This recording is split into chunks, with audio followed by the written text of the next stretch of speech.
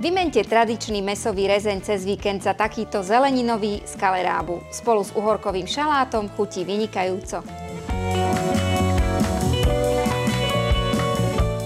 Olúpané kaleráby nakrájame na hrubšie plátky a povaríme v osolenej vode asi 5 minút.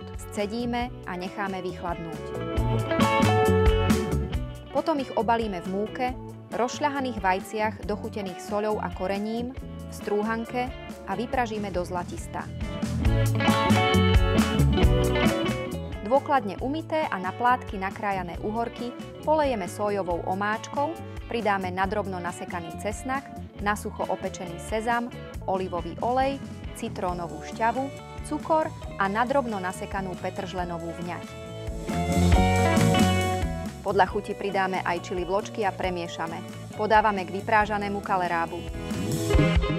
Ďalšie vynikajúce recepty nájdete na našom portáli Varecha.sk a mnohé skvelé jedlá pre vás pripravujeme aj v našom krásnom mesačníku Varecha.